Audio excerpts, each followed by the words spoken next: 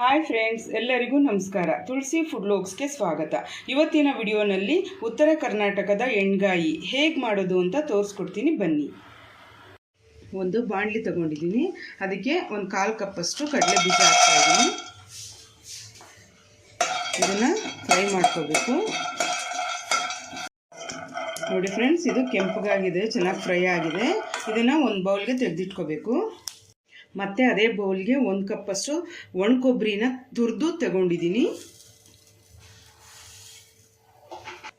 ಇದ್ರ ಜೊತೆನೆ ಬಿಳಿ ಎಳ್ಳನ್ನ ತಗೊಂಡಿದ್ದೀನಿ 2 ಸ್ಪೂನು. ಕೆಂಪಗಾಗೋವರೆಗೂ ಫ್ರೈ ಮಾಡ್ಕೋಬೇಕು. ನೋಡಿ ಫ್ರೆಂಡ್ಸ್, ಇದನ್ನು ಚೆನ್ನಾಗಿ ಕೆಂಪಗಾಗ್ತಾ ಇದೆ. ಈಗ ಇದನ್ನು ಆಗಿದೆ. ಸ್ಟವ್ ಆಫ್ ಮಾಡಿ ಇದನ್ನು ಆರೋದಕ್ಕೆ ಬಿಟ್ಬಿಡಬೇಕು. ಬಾಣಲಿಗೆ ಸ್ವಲ್ಪ ಎಣ್ಣೆ ಹಾಕ್ಕೊತಾ ಇದ್ದೀನಿ. 2 ಈರುಳ್ಳಿ ಹಾಕ್ತಾ ಇದ್ದೀನಿ.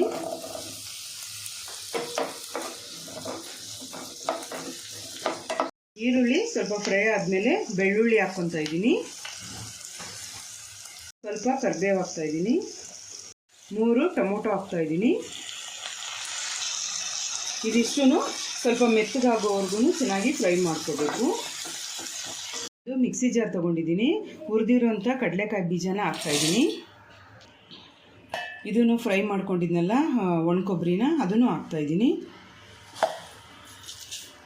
ಇದನ್ನು ತರ್ತರಿಯಾಗಿ ಪುಡಿ ಮಾಡ್ಕೋಬೇಕು. ಈಗ ಇದೆಲ್ಲ ಚೆನ್ನಾಗಿ ಆರಿದೆ. ಇದನ್ನು ರುಬ್ಬೋದಕ್ಕೆ ಹಾಕ್ಕೊತಾ ಇದ್ದೀನಿ. ಸ್ವಲ್ಪ ಹುಣಸೆಹಣ್ಣು ನೆನೆಸ್ಬಿಟ್ಟು ಹಾಕ್ಕೋಬೇಕು. ಬೆಲ್ಲ ಒಂದು 2 ಸ್ಪೂನಷ್ಟು ಹಾಕ್ತಾಯಿದ್ದೀನಿ. ಚಿಲ್ಲಿ ಪೌಡರ್ ಹಾಕ್ತಾಯಿದ್ದೀನಿ. 1.5 ಸ್ಪೂನ್ ಹಾಕಿದ್ದೀನಿ. ಧನಿಯಾ ಪೌಡರೂ 1.5 ಸ್ಪೂನು. 1 ಸ್ಪೂನು ಗರಂ ಮಸಾಲ ಹಾಕ್ತಾಯಿದ್ದೀನಿ. ಇಷ್ಟನ್ನು ನೀರು ಹಾಕ್ದೇ ಹಂಗೆ ರುಬ್ಕೋಬೇಕು. ಕಡಲೆ ಬೀಜ ಮತ್ತು ಕೊಬ್ಬರಿನ ಪುಡಿ ಮಾಡಿ ಇಟ್ಕೊಂಡಿದ್ವಲ್ಲ, ಅದಕ್ಕೇ ಈ ರುಬ್ಬಿರೋಂಥ ಮಸಾಲೆನ ಸ್ವಲ್ಪ ಹಾಕ್ಕೋಬೇಕು. ಇದಕ್ಕೆ ಸ್ವಲ್ಪ ಉಪ್ಪು ಹಾಕಿ ಬೆರೆಸ್ತಾ ಇದ್ದೀನಿ. ಇದನ್ನು ಚೆನ್ನಾಗಿ ಮಿಕ್ಸ್ ಮಾಡ್ಕೋಬೇಕು. ನೋಡಿ ಫ್ರೆಂಡ್ಸ್, ಈ ಥರ ಗಟ್ಟಿಯಾಗಿರಬೇಕು. ನೋಡಿ, ಈ ಥರ 4 ಕಡೆ ಈ ಥರ ಕಟ್ ಮಾಡಿಕೊಂಡು ಮಧ್ಯೆ ಈ ಮಸಾಲೆನ ತುಂಬಬೇಕು. ಬಾಣಲಿಗೆ ಎಣ್ಣೆ ಹಾಕ್ಕೊತಾ ಇದ್ದೀನಿ. ಸ್ವಲ್ಪ ಜಾಸ್ತಿನೇ ಹಾಕ್ಕೋಬೇಕು.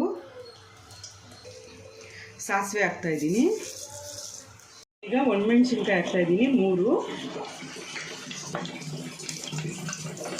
2 ಈರುಳ್ಳಿ ಹಾಕ್ತಾಯಿದ್ದೀನಿ. ಈರುಳ್ಳಿ ಸ್ವಲ್ಪ ರೋಸ್ಟ್ ಆಗ್ತಾ ಇರೋ ಹಂಗೆ ಬದನೆಕಾಯಿನ ಹಾಕ್ತಾಯಿದ್ದೀನಿ.